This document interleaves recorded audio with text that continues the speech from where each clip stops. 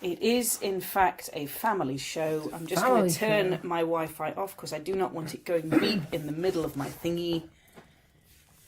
That is the way of it. Indeed. It's a family show. It is a family show. Despite the fact that we're running it.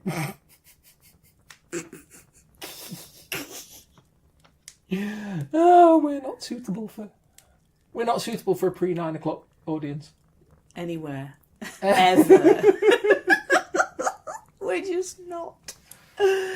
For the non-British amongst us, should anybody ever hear this bit, and you probably won't, they used to have what they called the watershed at 9 o'clock. Yeah. So you couldn't swear before 9 o'clock. Yeah. You couldn't talk about naughty things before 9 o'clock. Any of them. You couldn't mention the words. You couldn't do anything overt on screen. Because if you did, you'd have Mary Whitehouse writing to the BBC Trust or whatever it was then. Bless the little saying, cottons. It's a disgrace. You're corrupt. I don't know anything about Mary Whitehouse, to tell you the truth. No? No. The only thing I know about Mary Whitehouse is that she used to write to the BBC to complain about content. She did. She led the Viewers and Listeners Association for a while or something like that. And there was a comedy sketch show called The Mary Whitehouse Experience for quite a long time, which was really, really good and had Hugh Punt and Steve Dennis in it and various others. And then got catapulted off into their own things. Yeah, I want to say songs by Marcus Brigstock, but it wasn't songs by Marcus Brigstock. It was songs by the other dude, the one who did the song about Christmas. Call it Christmas if you wanna. Call it Crimbo. Call it Yule. Call it Noel if it helps it go well. It doesn't matter, long as it's cool.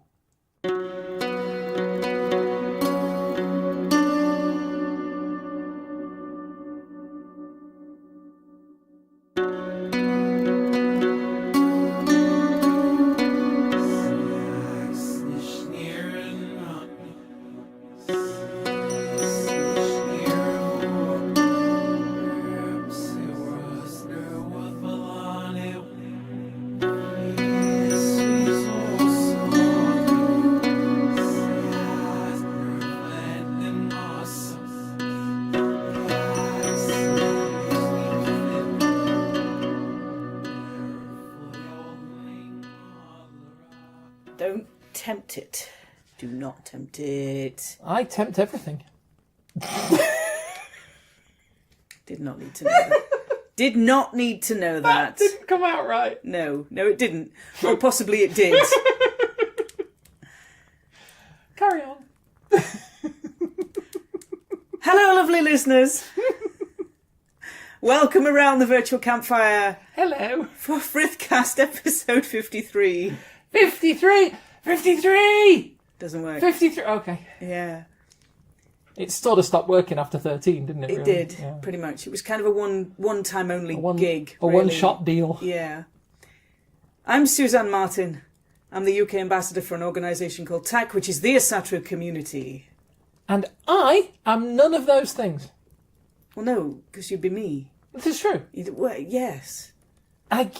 You see, then you're into the question of when you sit looking into a perfectly smooth lake and you see your reflection, which one of you is the reflection, which one is real?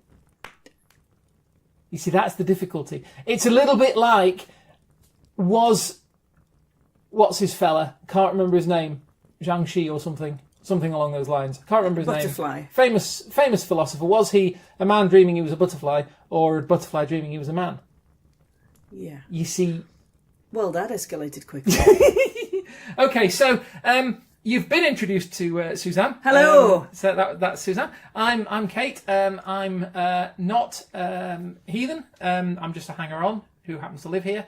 I am not an ambassador for TAC, or indeed for anything else, because who in their right mind would sign me up as an ambassador for anything? Oh, okay. Welcome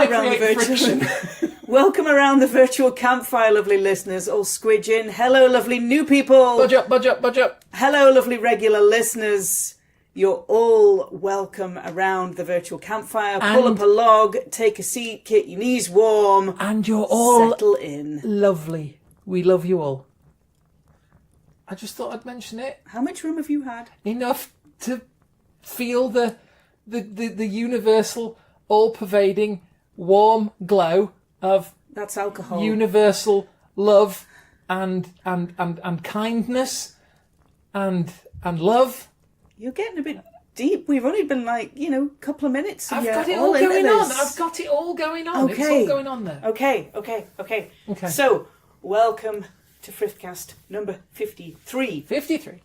And what are we going to talk about today for episode number 53? Well, I kind of thought for today, a few episodes back, somewhere in the mid-40-somethings. Mid-40s. Can't quite remember when, but I think around 46, we did an episode on theological reflection. And I want to kind of go back to a little bit of that and then go off sideways, because that's something we definitely don't do ever.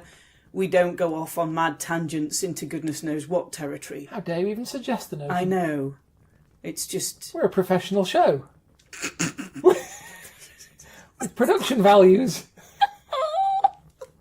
I mean, we do have production values. To be fair, £2.50 is a value. I keep it in a jar by the door. I just want to put... It's somewhere in the bottom of the washer with my odd socks. I just want to put to bed the # notion first world Githa problems. that we've ever spent £2.50 on...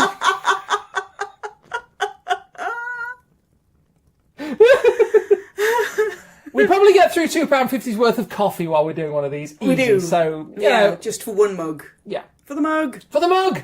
Yes. But One for the truckers there. so You're going to have to explain that one in the notes. I will do that. Lovely listeners, you know where to find the notes.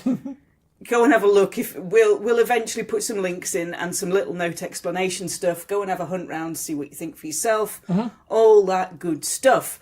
But today, I want Thinky Brains on, which for you, Kate, might be slightly more of a challenge. Considering you've lubricated them with alcohol. And they work better that way. Yeah. Well, they work that way. I mean, Yes. Kind of. Okay. I mean, I'm using the word work fairly broadly here. Yeah. They function. They function. Ish. Yeah. Yeah. Okay. It keeps my breathing going and stuff like that. This is good. Please keep doing that. I'm quite fond. The cognitive stuff might fall by the wayside a little bit. Okay, so what I'd like to do today is look at a type of theological reflection. Okay. If you've not come across the episode where we did it a few episodes back, don't worry. I'm going to go through it in step-by-step stuff. So this is subjunctive reflection. And if I translate... Isn't that something you get wrong with your eye? You just put, cream on it and drops and stuff. Subjunctivitis, sorry. I'm sorry. It's going to be a long episode, isn't it? It's not. I'm going to be quiet. I'm going to be quiet and behave myself. Oh, don't do that. No? No. Okay. Ever. I didn't say I was going to behave myself well. Oh, good. That'll do. So, subjunctive reflection. And if I take that down to its easiest format to understand it, it's a what if. Okay. So this is where you might be familiar with some of the law, familiar with the myth cycle, familiar with the values and things that are in the Havamal. Even if you've just read them once or twice and you've got a rough idea, that's good enough. And you're pretty much going to know at least some of the main stories. Yeah, and the main stuff. kind of the main names. You're familiar with some of the key stories. That's all we need. We don't need an academic understanding of essay writing proportions to get your head around how to do this. We're assuming a passing familiarity. Yeah. And again, it's a technique you can use to deepen your faith, to explore it, to start kind of thinking through things for yourself. So this is a what if. So I'm going to take that what if and I'm going to apply it to some of the stories in the myth cycle. Okay. So the reason that I look at what ifs is because it gives me an appreciation of the original events and it helps me see what the action and consequences are in that event. What does that event or story start? What is it a key point to later on down the myths? Does it affect anything down later on in the myths? Does it not? So this, I mean, it's sort of akin to, anybody who's interested in kind of historical novels and stuff are probably familiar with counterfactuals. I mean, counterfactuals that tends to be sort of in the more academic field of alternate histories, if you like. Yeah, alternate histories. Like the thing about the old verse about for want of a nail, the kingdom was lost because the king didn't have a nail to reshoe his horse, and so he couldn't use his horse in the fight. So the fight was swung because they were a man short. And so all of these things where the smallest event can be the pin that everything else swings round. So I want to maybe put a few what ifs out there into your minds, lovely listeners. Okay. See what you think. Spend a bit of time just turning these over in your head and seeing if maybe they spark something off that's different for you, or they get you thinking in a new way. Whatever it is, get in touch. Let's talk about it. Let's, chat with fellow heathens, talk with your kindred, talk with somebody else that you know, get in touch with somebody else around the virtual campfire. Let's make it a conversation. Ooh. Well, that's how they do things on the proper radio. Is it? They'll say things like, "Let's make it a conversation," and then they have people emailing and stuff. Only the difference is we're genuinely interested. Yes, I am. We genuinely interested because I've got my own understandings of what these stories or what these values or what these decisions then go on to be the basis of. But somebody else, given the fact that we can't tell you how to heathen. We can't. We I've cannot. heard that somewhere before. I thought you might. So we can't tell you how to heathen. So the understanding that I have of these is not going to be the understanding of the person sat next to me around the virtual campfire. They're going to have a completely different understanding and assign different values and understandings to these decisions. I just want to come back a moment and just add, as a footnote, yes, with a little brackety one, and down at the bottom of the page, I want to add, when I cackled at the thing about we're genuinely interested, I wasn't cackling at the us not being genuinely interested, because we are. We are. I was cackling at my breezy accusation of like all the radio shows that they're not. You were just having an excuse to cackle, weren't you? I like cackling. What can I say? But I was actually quite taken aback. Once I'd said it, I was sort of taken aback at my audacity in just assuming that everybody on the proper radio isn't actually genuinely interested.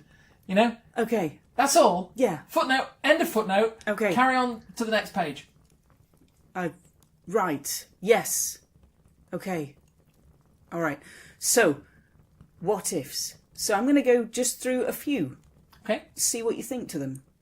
See if you can take them anywhere. See if they get you spinning off in different directions with your thoughts. It's all good. Do I get to play now, or do I have to leave it till after? No, you can play now. Okay. So, because you know the mythology. Give or take a story or two, you pretty much know the myth cycle. I have a passing knowledge. Yeah. Okay. Okay, so ready to think. I am always ready to think. So my first what if. It's my thing. What if you've got the death of Tharsi the giant and his daughter Scarthy comes down the mountain, all fiery cheesed off. Miffed us out. Miffed. She has took narc. Yep. And she trundles up on her fabulous skis of doom. She goes into the main hall. She's raging. Stomps in there. She's raging. She is a raging queen. Yeah, one of those. See, I'm going to think that's a signal to cut something out. Yeah, don't cut anything out. She is looking fabulous and she is really, really, really angry. So she stomps up to the throne and says... Heart of cold as ice. Yes, one of those on toast. Indeed. She stomps up to the throne and she says... I am not impressed. This has got to change. I miffed us out. So the All-Father offers her a deal. Short story rather than the long version. Okay. Which includes her picking a husband. Yes. So, if you're not familiar with this, all the eligible gentlemen take their shoes and socks off, their boots and socks off. That's God, gentlemen. Yes. Roll their trouser legs up and they all stand behind a sheet, behind a blanket, and she picks the one that she wants from their feet alone. And she's aiming. She's for Baldur, aiming for Baldur, who she assumes has got all the clean feet. because he's a bit of all right. Let's Yeah. face it. You know, he's kind of tasty. And can I say that about a god? Yeah, you can. Okay. It's fine. He's basically he's right. Got it. He's attractive. He's well. I was going to say clean shaven, but probably not. I don't know. Does Baldur have a bit? Doesn't matter. Anyway, he's right nice, and she's after him. So clearly, and I'm sorry, I appear to have taken over a little bit. He's going to have the nice feet. He's going to have the nicest feet. Have it back. Okay. So, he's going to have the nicest feet. So she picks the nicest looking feet. Because you're gonna. Because you're going to. Turns out they don't belong to Baldur. They belong to Njord, the sea god. Baldur's feet aren't the nicest in the room. Yeah. I'm not saying any more than that. Yeah. You're just going to need a minute to think about some things. Yeah. Okay. So my what if is what if she'd picked someone else for a husband in that lineup? It's a good what if. Does it affect anything later on through the myth cycle? What if she had... What if she'd have picked Baldur in that lineup? That could have been complicated. Yeah. Where does Baldur live? I'm guessing he lives in a hall in Asgard. So he doesn't live down by the sea. No.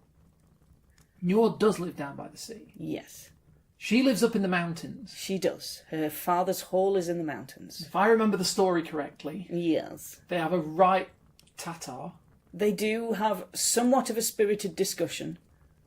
Sorry, local slang there. A right Tatar is a bit of a to and fro. Yes. There's a rumpus of sorts. They do. They do a bit of shouting and yawping. Yeah, over whether they should live in the mountains where he's uncomfortable. Yeah. Because there's wolves and bells and things. Yeah.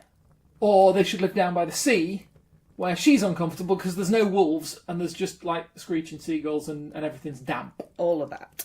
Yeah. So, okay, let's say she chooses Baldur instead. Yeah. Ends up with nice Mr. Handsome. Less said about the feet, the better, but the rest of him, All pretty good. Yeah. good. Cleans up quite nice, you know. Hall in Asgard, Yeah. not necessarily in the mountains, not necessarily miles away from the mountains. What if she'd been quite happy living where Baldur lived? Yeah. Would that have changed things further down in the myth cycle? Yeah. If she'd have picked Baldur as a husband, and what happens if she had have picked Baldur as a husband and got married to him? What would have happened when Baldur gets struck by the mistletoe? Would he have been there even? Yeah. Would he have been there at all? So, if he wasn't struck by the mistletoe, he wouldn't have died. Yeah. They wouldn't have had to try to get him back from Helheim. Yeah. And that would have meant that the gods didn't turn so hard against Loki. Yeah. And that would have meant that the previously mischievous relationship between Loki and the gods turned into actual animosity. Yeah. Which wouldn't have meant he wouldn't necessarily have set off on the path he did to bring down the god. Well, you know, he wouldn't have necessarily felt so alienated and gone off and aligned with the Jotnar. Yeah. And the various forces of what's it, and we might not have had Ragnarok at all. Yeah. For her choice. Holy shit! And you can bleep that out if you want to. No, I'm not going to bleep that out. Scarvi caused Ragnarok. She did not. Okay, proximate cause, but Yeah. Yeah. So, you know, looking at these what ifs, you get a whole different appreciation for what happens and how it happens. yeah, My second what if. What if the mistletoe would have been thrown and it hadn't killed Baldur? Because you've got the same kind of... He didn't marry, you know... If Skardi still marries Njord, but the mistletoe dart is thrown and Baldur doesn't die from it. right now. I have to. I'm trying to remember the exact nature of the story because I'm getting it confused somewhat with Achilles. Okay. Because in my head, I've got Achilles being dunked in the magic potion as a child. No, Yeah. that's Obelix. Pretty much. Anyway, Achilles gets dunked in the magic potion. Achilles is dunked in the magic potion, but there's a leaf on his heel, and it basically... Oh, I thought it was where she was holding him. Yeah, and it basically covers that part of his heel, so he doesn't get that part dunked. Hence, we have an Achilles heel, a weak spot. I thought it was where Mumsy was holding him. And went gadunk. Gadunk, like that. She was holding him by the ankle, because Greeks, what can I say? Yeah. You plunge a child into the water in... Of course you do. Just holding it by one ankle. Bloop. Similar thing happened with Baldur, only it was his... Was that his heel as well? No. In that mythology, Baldur starts getting prophetic dreams that are very, very dark. I'm going to butt in. Go on. Because I think now, isn't it mistletoe? Now, am I imagining this? Isn't it mistletoe is the only thing that she hasn't managed to get to promise not to hurt him? That's the one. That's right, yes. That's the one. Yeah. So, essentially the story goes, Frigga goes out on a mission to save her son Baldur. Yeah. And she extracts a promise from every living thing that it won't hurt him. Yeah. Because of these prophetic dreams that he's been having. That's right. But Mistletoe, by the time she's singing a spell song to the universe of protection of love for her son, she gets to Mistletoe and either she's too tired or it's too small or she doesn't really see the difference between that and the tree it's growing on. So she misses it. Difficult. Or doesn't quite catch it. Yeah. Mistletoe is what's used and it hasn't made a promise not to hurt him. So what if either it had, or what if the mistletoe had no effect, or the dark mist? Is the myth cycle still the same? For that one momentary act, what values and what story changes because that happens? Or doesn't happen? What if? See, this is Terminator. Yeah? This is Terminator. You have Baldur the Terminator in your head. Can I do spoilers for Terminator? Given that it was a film originally in the 80s, I think we're probably quite safe. Spoilers for the first 3 Terminator films. Wow. This is some big, hefty spoilers. Well, I kind of stopped watching after that. Yeah. Well, I didn't. I watched them. I just don't remember much about them. No. Spoilers for the first 3 Terminator films. Right, so Robot comes back from future to kill Sarah Connor. it's a mother Yeah. of the future resistance leader before the resistance leader is born. Yeah.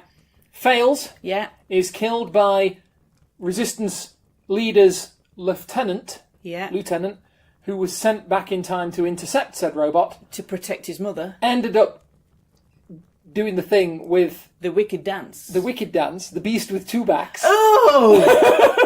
See, I was going polite. That's Shakespearean. Oh, that is not... That's culture. Oh! Okay, carry on. Anyway, so they do the happy dance. Snoopy does the happy dance. Please do not wreck my childhood. I will take the wicked dance. Okay. But not the happy dance. But that's applying that's subjecting it to moral judgment. Why is it wicked? You keep using that word. I do not think it means what you think it means. Yeah, that. All right, anyway. So, moving on. What happens if Baldur doesn't die? I'm getting to it. I'm getting to it. Come on then. Come on. Because you've got the questions now. Right. Anyway, long story short, future resistance leader's lieutenant helps Sarah Connor, mother of future resistant leader, kill Terminator robot and escape to freedom. Everything's lovely. Mm-hmm. Terminator 2, second robot gets sent back, this time by the resistance to protect the now teenage future resistance leader. Yeah. Mum's gone off and been locked up in a psychiatric facility. Yeah. She escapes. I'm not going to go through the whole film, but basically the point is they finish up going and finding the dude who invented the evil future robot computer. Miles something. AI. Yeah. Miles Bennett Dyson. Dyson. Not to be confused with the other Dyson that we don't talk about. Mm. But, so they go and they're intending to kill him, but Sarah's got too much humanity and finds she can't do it. So in the end, they actually recruit him. They manage to get Dyson to believe what they're saying. There's going to be this terrible war in the future. The robots are going to take over unless we stop it now. Yeah. So he helps them destroy all traces of the work that he's been doing into AI. End of story, everything's lovely, crisis averted, there will be no war, and the robots won't take over. Okay. Except, then the third film comes along and says, and it's all, why, there's another Terminator, why is there another Terminator? It's all going on, but very long story short, it turns out that actually they haven't prevented the future war and the taking over of robots, they've just made it happen a different way. Yes. Because that is like a fixed future. Yes. It can be bent and twisted about a bit, but it can't be prevented. And I'm wondering which of these we're now looking at with our what ifs. Because if Baldo doesn't die as a result of the mistletoe, we could say, well, either, again, we end up in the same situation with, okay, so the gods don't turn on Loki. Yeah. There is not this acrimony, this alienation. There is not the resentment and the hatred that builds up. Yeah. He doesn't raise this army of the Otnar and the Nasties and fight the gods. Ragnarok doesn't happen, and everything's lovely and cuddly and made of cotton wool. Mm-hmm. Or the future can't be changed. Ragnarok has to happen.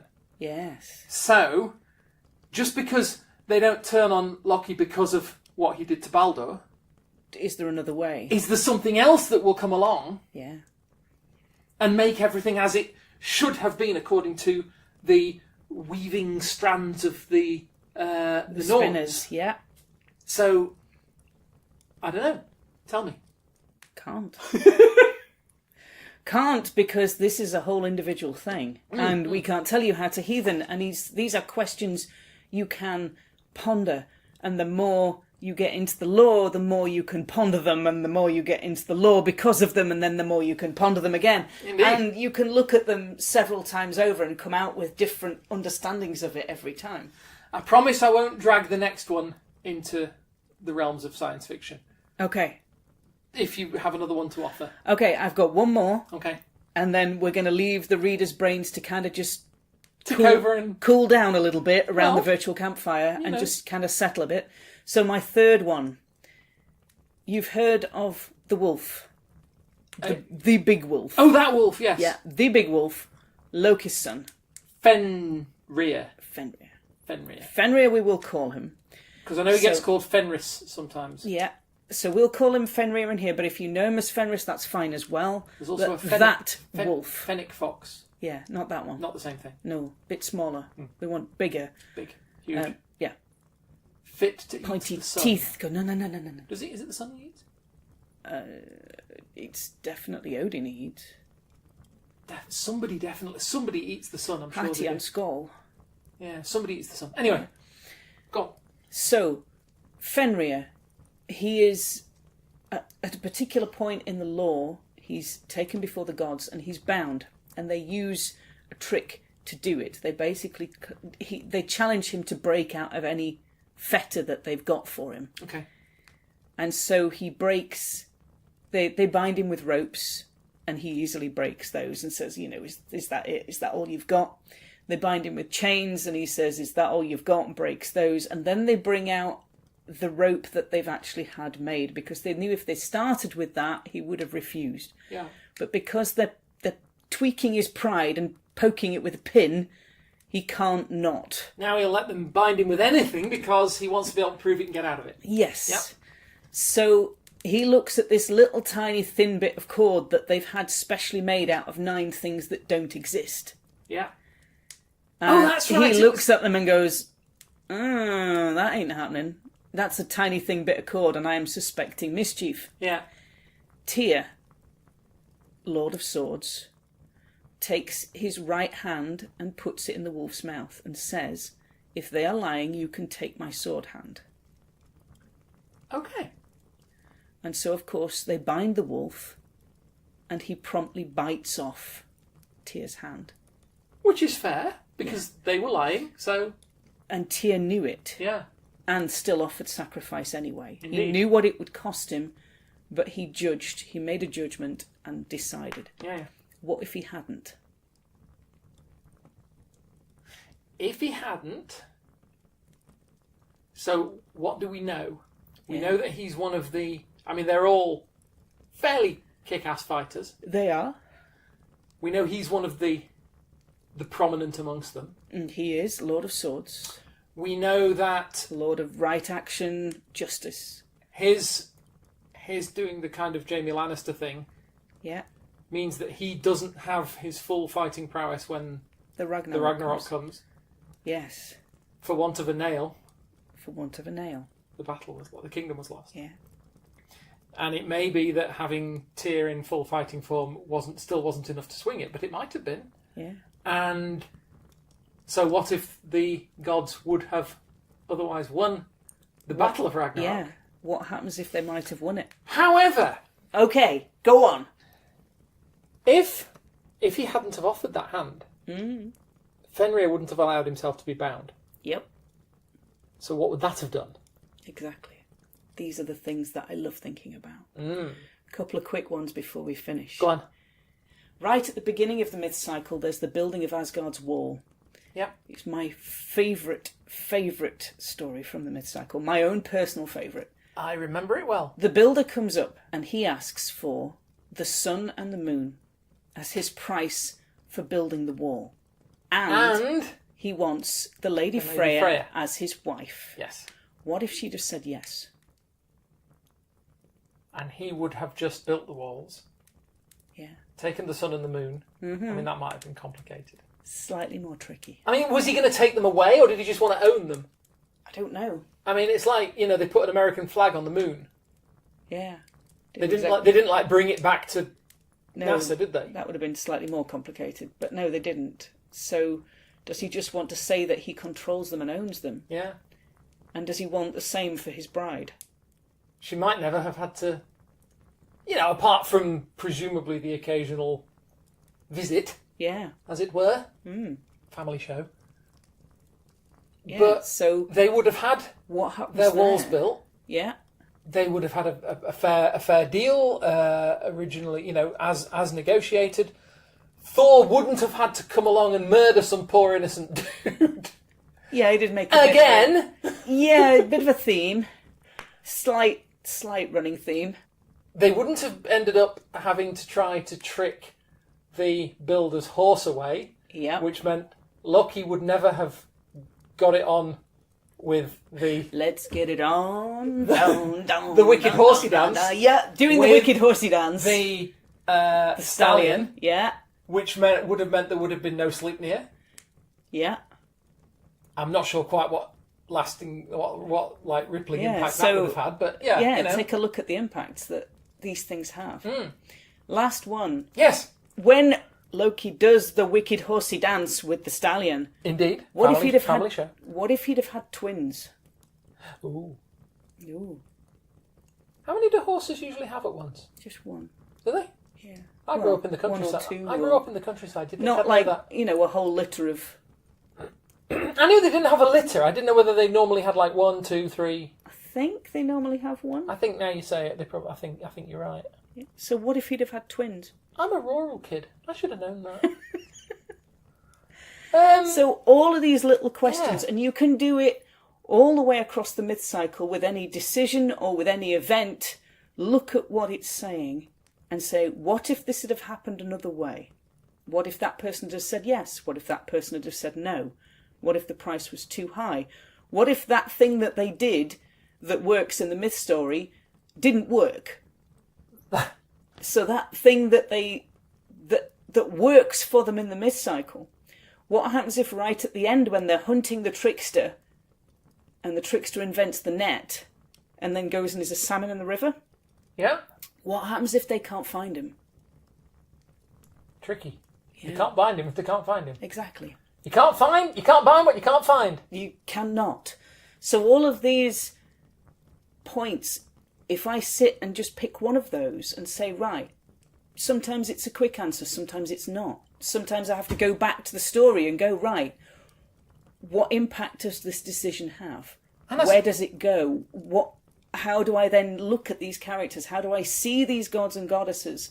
How do I see their thought patterns? Why do they make that particular decision at that particular time? And I suppose if you think on it, you can also apply this to your own life. You can. And second guess every decision you've ever made or ever might make and drive yourself completely Yeah, insane. don't do that, lovely listeners. We like you just the way you are. Okay. Please don't go driving yourself completely insane. Okay. That would be great. All right. Okay. But it is an interesting case. They do it with history and such as well. This is like alternate history. What happens if there's a point of divergence, and what effect does that have? Yeah. Where does it go? What kind of values does that decision or not decision inspire or impact, create? All of these things then I can think about, and I can take back to that original story, and it helps me appreciate that original story or that original part of the myth cycle a lot more. So maybe, lovely listeners, take one of these, see what you find to it. See if you find it's a short answer or a long answer. Think up your own. Well, pick your There's hundreds that you can apply to the myth cycle of a what if this decision was different? What if this god or goddess hadn't been there? And it is such had been there. It is such a rich sequence of stories. Yeah, of things that you can use it as another way of exploring the lore that you know already and see what happens. So, lovely listeners, we're going to leave you pondering around the virtual campfire. Ponder. And we will see you for episode 54, which is story time. Story time. It feels like we haven't had story time for a very long time, but it's cyclical and they do come round every 9 episodes, but it still feels like it's been quite a while since we last did a story time. All of this has happened before. And all of this will happen again. And with that, lovely listeners, if you would like to find us online, my name's Suzanne Martin. You can find me on Facebook, or you can find me on Twitter at Geetha in Jeans. I should have added a "so say we all" at the end of that, shouldn't I? It's all right, Joe. We can put it in. It's so fine. So say we all. We do. And if you want to find me, because you've got nothing better to do, I am on Twitter and Facebook as Kate Coldwind, and you can find my shabby website at glassrain.net. Drop me a line if you want to. Yeah, come and throw us a friend request. Come and say hi. Tell us how you've got on with some of these. Don't feel obliged to drop me a line if you'd rather watch paint dry. That's cool. Lovely listeners, we will talk to you all next time. Bye-bye. Bye-bye.